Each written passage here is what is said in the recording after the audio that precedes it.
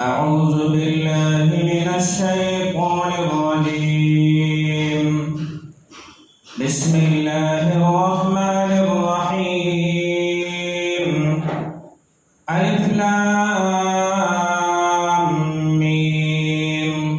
ذلك الكتاب لا ريب فيه هدى للمتقين الذين يؤمنون بالغيب ويقيمون الصلاة ومما رزقناهم ينفقون والذين يؤمنون بما أنزل إليك وما أنزل من قبلك وبالآخرة هم يوقنون أولئك على هدى من ربهم وأولئك هم المفلحون. إن الذين كفروا سواء عليهم أنذرتهم أم لم تنذرهم لا يؤمنون. ختم الله على قلوبهم وعلى سمعهم وعلى أبصارهم غشاوة ولهم عذاب عظيم. صدق الله العظيم.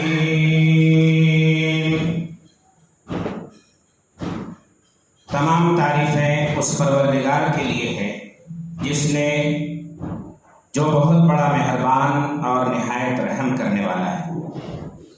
الف لام میم یہ وہ کتاب ہے جس میں شک کی بات نہیں، راہ پر چلاتی ہے اللہ کی نافرمانی سے ڈرنے والوں کو جو ایمان لاتے ہیں بن دیکھے پر اور قائم کیے رہتے ہیں نماز کو اور ہمارا دیا ہوا رزق ہماری راہ میں خرچ کرتے ہیں، اور جو ایمان رکھتے ہیں جو کچھ ہم نے اتارا ہے اے نبی صلی اللہ علیہ وسلم آپ پر اور جو اتارا گیا ہے آپ سے پہلے اور آخرت کے دن کا آنا جو یقینی مانتے ہیں، اور وہ چل پڑے ہیں اپنے رب کی راہ پر اور وہی کامیاب ہوں گے.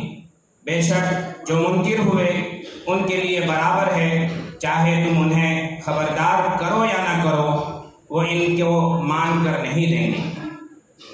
اللہ تعالیٰ نے بند لگا دیا ہے ان کے دلوں پر اور ان کے کانوں پر اور ان کے آنکھوں پر گھٹا ٹوپ پردہ ڈال دیا ہے اور ان کو عذاب ہوگا بہت بڑا. صدق اللہ العظیم.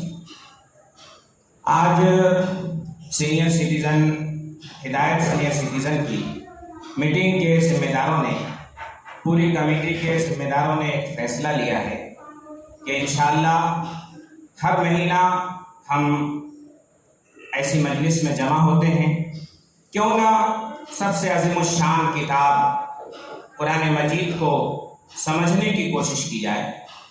قرآن مجید ایک ایسی کتاب ہے آج ہم نے اور ہمارے معاشرے نے خصوصاً ایشیا کے مسلمان اور اس کے معاشرے نے قرآن مجید کو ایسا سمجھا ہے جیسے وہ صرف تلاوت کی کتاب ہے اور برکت کی کتاب ہے. حالانکہ یہ تلاوت کی کتاب نہیں، برکت کی کتاب نہیں، بلکہ یہ وہ کتاب ہے جو پوری دنیا میں انقلاب برپا کرنے کے لیے ہر زمانے میں موجود ہے. اور یہی وہ کتاب ہے جو حضرت آدم علیہ السلام سے لے کر قیامت تک جو کتابیں آئی ہیں ان کتابوں میں سب سے عظیم کتاب قرآن مجید ہے. تو اس کا ترجمہ اور اس کی تفسیر انشاءاللہ آپ کے ذہن میں آپ کے سامنے کچھ مختصر آئے گی. اس سے پہلے میں آپ کو بتا دوں کہ اللہ رب العالمین نے انسان کو پیدا کیا ہے اور یوں ہی بے مقصد پیدا نہیں کیا بلکہ کسی مقصد کے لیے پیدا کیا ہے، اور اس مقصد کی پیدائش کی تکمیل کے لیے اللہ تبارک و تعالی نے ایک مقصد جو بتایا ہے اس مقصد پر کس طریقے سے چلا جائے اور کیسے اس مقصد کو حاصل کیا جائے، کیسے اس منزل مقصود تک پہنچا جائے، تو انسان کو ضرورت پڑتی ہے علم کی. اور علم کے حصول کے جو ذرائع ہیں علم کو حاصل کرنے کے جو ریسورسز ہیں وہ 3 طرح کے ریسورسز ہیں۔ ایک ہے کامن سینس، جس کو عربی میں حواس سے خمسہ ظاہرہ کہتے ہیں، کہ انسان کے 5 حواس ہیں جس سے کسی چیز کا علم حاصل کیا جاتا۔ پہلی چیز یا تو یہ ہے وہ زبان سے اس چیز کا چکھ کر کے اس کا مزہ، اس کا ٹیسٹ معلوم کرتا ہے، یا ہاتھ سے اس کو چھو کر کے اس کی نرمی اور اس کی گرمی اور اس کی سختی اور اس کی جو ہے ان چیزوں کا پتہ لگاتے ہیں۔ اسی طریقے سے یا تو کان سے سن کر کسی چیز کے علم کا پتہ لگایا جاتا ہے، یا اسی طریقے سے کسی چیز کو دیکھ کر اس کا پتہ لگایا جاتا ہے۔ پہلی چیز ہے انسان کے حواس، کہ بول کر کے، دیکھ کر کے، سن کر کے اور سونگھ کر کے کسی چیز کی خوشبو اور بدبو کو انسان ناک کے ذریعے سے، یہ انسان کے کامن سینس ہے، ہر انسان کے اندر ہے اور اس کے ذریعے سے انسان علم حاصل کرتا ہے۔ دوسری چیز ہے عقل۔ عقل کے ذریعے سے انسان سوچتا ہے، غور کرتا ہے، فکر کرتا ہے، تدبر کرتا ہے، تفکر کرتا ہے۔ اسی تدبر اور تفکر کے لیے قرآن مجید کے اندر فَاعْتَبِرُوا يَا أُولِي الْأَبْصَارِ، اے عقل مندو نصیحت حاصل کرو، لَعَلَّكُمْ تَتَفَكَّرُونَ، کہ تم اس کے اندر فکر کرتے ہو۔ أَفَلَا يَتَدَبَّرُونَ الْقُرْآنَ، قرآن میں لوگ غور کیوں نہیں کرتے؟ بہرحال علم حاصل کرنے کا دوسرا ذریعہ ہے تدبر اور تفکر، اور اس کا ذریعہ ہے عقل۔ تیسرا ذریعہ ہے وحی۔ جہاں انسان کا حواس، کامن سینس کام کرنا بند کر دیتا ہے، وہاں انسان عقل سے کام لیتا ہے، اور جہاں عقل کام کرنا بند کر دیتا ہے وہاں سے وحی کا سلسلہ شروع ہوتا ہے۔ اللہ تبارک و تعالیٰ نے انسان کو پیدا کیا ہے۔ لوگ یہ کہتے ہیں کہ انسان کو اللہ تعالیٰ نے یوں ہی پیدا کر دیا، ایسا نہیں ہے۔ جب دنیا کا ایک انسان اپنے کسی کام کے لیے نوکر کو رکھتا ہے، مالک اپنے نوکر کو کسی سفر پر بھیجتا ہے، تو سفر پر بھیجنے سے پہلے بہت سارے مقاصد، بہت ساری پوائنٹس، بہت ساری ذمہ داری اس کو دیتا ہے، اور پھر جہاں جہاں جو ضرورت پڑے اس ذمہ داری کے حساب سے وہ ساری چیزیں اس کو دیتا ہے، اور وہ ذمہ داری کے حساب سے ساری چیزوں کے دینے کے بعد اب پھر اس سے کام لیتا ہے۔ جب وہ واپس آتا ہے تو اس کو پوچھتا ہے، اس سے سوال کرتا ہے، اس کا حساب لیتا ہے۔ جب دنیا کا ایک چھوٹا سا انسان اپنے کسی نوکر، کسی خادم، کسی غلام، کسی ملازم، کسی سرونٹ کے کو کوئی ذمہ داری دیتا ہے تو اس کو پوری طرح سے گائیڈ کرتا ہے، اور گائیڈ کرنے کے بعد جو ہے پھر جب وہ عمل کر کے واپس آتا ہے تو اس کا جو ہے وہ حساب لیتا ہے، اس کا محاسبہ کرتا ہے۔ تو جب دنیا کا ایک چھوٹا سا انسان یہ عمل کرتا ہے تو کیا جس پروردگار نے اس کائنات کو وجود بخشا وہ انسان کو یوں ہی بیکار چھوڑ دے گا؟ وہ انسان کو یوں ہی اندھیرے میں چھوڑ دے گا؟ ایسا نہیں ہوتا ہے۔ ان سوالات کے حل کے لیے اللہ تبارک و تعالیٰ نے قرآن مجید کو نازل کیا ہے۔ انہی سوالات، انسان کو اللہ نے دنیا میں بھیجا ہے، کس مقصد کے لیے بھیجا ہے، کب کس طریقے سے عمل کرے کہ اس مقصد کو حاصل کرے گا، اس کا منزل مقصود کیا ہے، اللہ تعالیٰ نے پورا قرآن مجید کے اندر ذکر کیا ہے۔ اب جو ہے اس قادر مطلق نے اس نظام ہائے کائنات کو چلایا ہے۔ اب ہم سب کو ذمہ داری دی ہے قرآن مجید کی شکل کے اندر۔ وحی کس کو کہتے ہیں؟ وحی کہتے ہیں نبی کے ذریعے سے اللہ تبارک و تعالیٰ کا حکم اللہ کے بندوں تک پہنچایا جائے تو اس کو وحی کہتے ہیں۔ اور وحی جو ہے انبیاء کرام علیہ السلام کے ساتھ خاص ہے، اور وحی کئی طریقے سے نازل ہوئی۔ جب وحی نازل ہوتی ہے روایتوں کے اندر آتا ہے کہ حضور پاک صلی اللہ علیہ وسلم کے اوپر جب وحی نازل ہوتی تھی، بعض روایتوں میں آتا ہے کہ ایک سریلی آواز محسوس ہوتی تھی، آپ علیہ السلام اس آواز سے اخذ کرتے تھے اور وہ چیزیں فوراً یاد ہو جاتی تھی، اور یاد ہونے کے بعد لوگوں کو بتاتے تھے جو قرآن کی آیت ہے۔ دوسرا طریقہ اس کا یہ ہوتا تھا کہ جب وحی نازل ہوتی تھی، حضرت جبرائیل علیہ السلام اللہ تبارک و تعالیٰ سے براہ راست وہ کلام لے کر اللہ کے نبی صلی اللہ علیہ وسلم کو پڑھاتے تھے۔ اسی لیے جب پہلی آیت نازل ہوئی ہے تو اس کے اندر اللہ تبارک و تعالیٰ کی طرف سے آیت لے کر حضرت جبرائیل علیہ السلام وحی لے کر جب نازل ہوئے ہیں تو پہلی مرتبہ ایک صحابی دہیا کلبی ایک صحابی ہیں، ان کی شکل میں نازل ہوئے اور حضور پاک صلی اللہ علیہ وسلم کو گردن پکڑ کر دبایا اور کہا اقرا پڑھیے، اقرا پڑھیے۔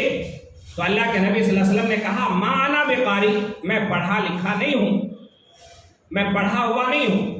پھر 3 مرتبہ حضرت جبرائیل علیہ السلام نے کہا کہ اللہ کے حکم سے پڑھیے، اقرا بسم ربک الذی خلق، تو اللہ کے نبی صلی اللہ علیہ وسلم نے پڑھا۔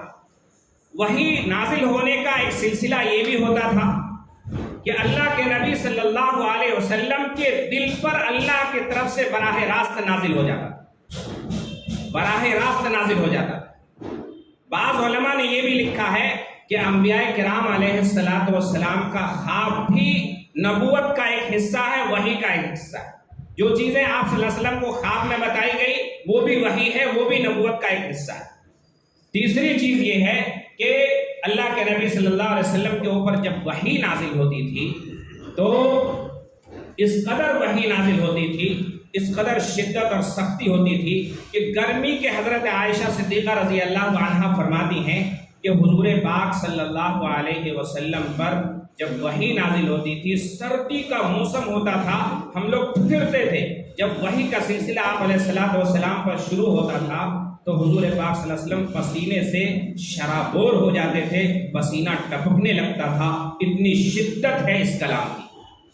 اسی طریقے سے حضور پاک صلی اللہ علیہ وسلم جس اونٹنی پر سوار ہیں اور چل رہی ہے، وہ وحی نازل ہونا شروع ہوا تو اونٹ کے اندر اتنی طاقت ہے کہ کئی انسانوں سے زیادہ طاقت ہے، لیکن وہ اونٹنی بلکنے لگتی تھی، بالکل اپنے جسم کو سکوڑ دیتی تھی، اتنی زبردست طاقت ہے اس کلام کے اندر۔ اسی طریقے سے ایک مرتبہ ایک صحابی فرماتے ہیں کہ حضور پاک صلی اللہ علیہ وسلم حضرت زید رضی اللہ عنہ کے مانڈی پہ سر رکھ کر سو رہے تھے، بیداری کی حالت میں تھے، سر رکھ کر سو رہے تھے، تو حضور پاک صلی اللہ علیہ وسلم پر وحی کا سلسلہ شروع ہوا۔ حضرت زید کہتے ہیں کہ میری مانڈی، وحی کی شدت اتنی سخت تھی کہ میری مانڈی، میرا ران ٹوٹنے کے قریب ہو گیا۔ تو بہرحال اس کلام کی بڑی عظمت ہے، ماشاءاللہ آپ نے اس کو شروع کرنے کی کوشش کی ہے۔ آج جو ہے وقت بہت زیادہ ہو گیا ہے، مختصر صرف ترجمے کے ساتھ میں آج کی بات کو مکمل کروں گا، لیکن انشاءاللہ آئندہ 15 سے 20 منٹ جو ہے وقت کا یہ احساس رہے گا کہ شروع میں جتنے لوگ آ جائیں، یہ ایک فضیلت والا عمل ہے اور بڑا بہترین عمل ہے۔ قرآن کو سمجھنا، قرآن کو پڑھنا، پتہ نہیں ہمارے دل سے، ہماری زبان سے کوئی ایسی بات نکل جائے، کس کے دل پر لگ جائے اور دل کی دنیا بدل جائے، آخرت اور دنیا سب کچھ بدل جائے، تو آپ کے حصے میں بھی بڑا خیر آئے گا، اس کے بدلے میں ہمارے حصے میں بھی بڑا خیر آئے گا۔ تو لہٰذا ہم اس سورہ کو شروع کرتے ہیں۔ یہ سورہ بقرہ، صرف 10 منٹ اپنے پاس۔ سورہ بقرہ ہے، سورہ بقرہ کے اندر 227 آیتیں ہیں، بعض علماء نے کہا ہے کہ 226 آیتیں ہیں۔ اس کے اندر جو ہے سورہ بقرہ کے اندر 227 آیتوں میں سے اس کے حروف کی تعداد، جو ورڈز ہیں، 6221 ورڈز ہیں سورہ بقرہ کے اندر۔ اس کے اندر تقریباً 25,500 الفابیٹس ہیں، 25,500 الفابیٹس ہیں۔ قرآن کریم کی سب سے عظیم اور قرآن کریم کی سب سے بڑی سورہ ہے سورہ بقرہ، قرآن کریم کی سب سے بڑی سورہ ہے، اور سورہ بقرہ کے اندر پورے دین کا خلاصہ اللہ تبارک و تعالیٰ نے، پورے قرآن کا خلاصہ سورہ فاتحہ کے اندر جمع کر دیا، اور سورہ فاتحہ کی آخری جو آیتیں ہیں، اہدنا الصراط المستقیم سے غیر المغضوب علیہم ولا الضالین تک، کہ صراط مستقیم انسان مانگتا ہے تو اس کا جواب اللہ تعالیٰ نے سورہ بقرہ کے الف لام سے لے کر آخر تک اس کا جواب دیا ہے۔ صراط مستقیم، سیدھا راستہ کیسا ملے گا، اسٹریٹ پاتھ کیسا ملے گا، اور پورا قرآن مجید کے اندر اس کو ذکر کیا ہے۔ اور اس کی ابتدائی آیت کے اندر اللہ تعالیٰ نے اسی طرف اشارہ کیا ہے کہ الف لام میم ذالک الکتاب لا ریب، یہ کتاب ہے جس میں کسی طرح کی کسی شک اور شبے کی گنجائش نہیں۔ بعض علماء نے اس سینٹنس کو اس طرح کمپلیٹ کیا ہے، ذالک الکتاب لا ریب، یہ کتاب ہے جس کے اندر شک نہیں، فیہ ھدی للمتقین، اس کے اندر متقین کے لیے ہدایت ہے۔ بعض علماء نے یہ کہا ہے الف لام میم ذالک الکتاب لا ریب فیہ، یہ کتاب ہے جس کے اندر کوئی شک نہیں، متقین کے لیے ہدایت ہے۔ ترجمے میں ذرا سا فرق ہو جاتا ہے، اس کے اندر متقین کے لیے ہدایت ہے، اور دوسرا ترجمہ کریں گے متقین کے لیے یہ ہدایت ہے۔ متقین کے لیے ہدایت، تقویٰ کہتے ہیں بچنے کو۔ الوقاء عربی کا لفظ ہے، اس کا میننگ آتا ہے بچنا، کسی چیز سے بچ کر چلنا۔ تقویٰ کا مطلب ہے نافرمانی سے بچنا۔ متقی اور پرہیزگار اس کو کہتے ہیں جو اللہ کی ایک ایک نافرمانی اور پرہیزگاری سے بچ کر چلے، اس کے اندر ہدایت ہے، رہنمائی ہے، گائیڈنس ہے۔ ہدایت کا علماء نے دو مطلب ذکر کیا ہے، دو، اس کا ترجمہ جو ہے ہدایت کس کو کہتے ہیں؟ ہدایت کا عربی لفظ میں ترجمہ کیا گیا ہے اراۃ الطریق۔ ایک، کسی نے آپ کو پوچھا کہ بھائی گولڈن جبلی کہاں پر ہے، آپ گولڈن جبلی سے 1 کلومیٹر دور پر ہیں، تو آپ کہیں گے کہ فلاں طرف سے جائیے، پونا کالج کا گیٹ آئے گا، وہاں سے رائٹ لیجئے، سامنے ایک بڑی بلڈنگ ہے، اس بلڈنگ کے پاس آ کر کے گیٹ جو انٹری کریں گے وہاں گولڈن جبلی، اس کو کہتے ہیں اراۃ الطریق، راستہ بتانا۔ دوسری چیز ہے ایصال الی المطلوب، منزل مقصود تک پہنچا دینا، کہ گولڈن جبلی کہاں ہے، آپ کہیے بیٹھیے میری گاڑی پر، میں پہنچا دیتا ہوں۔ تو قرآن مجید جو ہے ایصال الی المطلوب بھی ہے، اراۃ الطریق بھی ہے، انسان کو زندگی گزارنے کا طریقہ بھی سکھاتا ہے، منزل مقصود تک آسانی سے پہنچا دیتا ہے۔ تو بہرحال ہدایت کا یہ میننگ میں نے آپ کے سامنے رکھا۔ تو بہرحال اس کتاب کے اندر اللہ تبارک و تعالیٰ نے متقین کے لیے ہدایت رکھا ہے۔ اب متقین کے لیے جو ہدایت رکھا ہے وہ ہے، متقین کی صفتیں کیا ہیں؟ الذین یؤمنون بالغیب، جو لوگ غیب کی باتوں پر ایمان رکھتے ہیں۔ غیب کی باتوں پر ایمان رکھنے کا مطلب اللہ کے نبی نے جو بتایا غیب کی باتیں، جس کو عقل سے انسان سوچ نہیں سکتا، جس کو اپنے کامن سینس، 5 کامن سینس کے ذریعے سے حاصل نہیں کر سکتا، اس کے اوپر یقین رکھنا، اس کو یقین کے ساتھ، مکمل اعتماد کے ساتھ ماننا، اس کو ایمان کہتے ہیں۔ جیسے جنت کسی نے نہیں دیکھا، جہنم کسی نے نہیں دیکھا، اس کی صفات بیان کی گئی احادیث کے اندر، لیکن اللہ کو کسی نے نہیں دیکھا، تقدیر کو کسی نے نہیں دیکھا، قیامت کو کسی نے نہیں دیکھا ہے، میزان کو کسی نے نہیں دیکھا ہے، حساب اور کتاب کو کسی نے نہیں دیکھا ہے، لہٰذا ان باتوں پر جو اللہ کے نبی نے بتایا ہے یقین ماننا، یہ ایمان بالغیب ہے۔ ان سین چیز کو، بغیر جن چیزوں کو ہم نے دیکھا نہیں ہے، دیکھ بھی نہیں سکتے، ان چیزوں پر یقین لانا ایمان بالغیب کہلاتا ہے۔ متقی کی پہلی صفت یہ ہے کہ ہر حال میں، سوتے جاگتے اٹھتے بیٹھتے، خوشی غمی، ہر حال میں وہ اپنے رب پر اس طریقے سے، رب کی بتائی ہوئی باتوں پر، غیب کی چیزوں پر یقین رکھتے ہیں۔ یہ جنت بھی ہے، یقین جہنم بھی ہے۔ اس کے بعد جو ہے الذین یؤمنون بالغیب ویقیمون الصلاۃ، نماز قائم کرتے ہیں، ومما رزقناہم ینفقون۔ اس کے مختصر اشارہ میں کروں کہ بعض لوگوں نے اعتراض کیا ہے کہ اللہ تعالیٰ نے عبادتیں بہت ساری فرض کی ہیں، لیکن اس میں نماز کا ذکر ہے اور مال خرچ کرنے کا ذکر ہے۔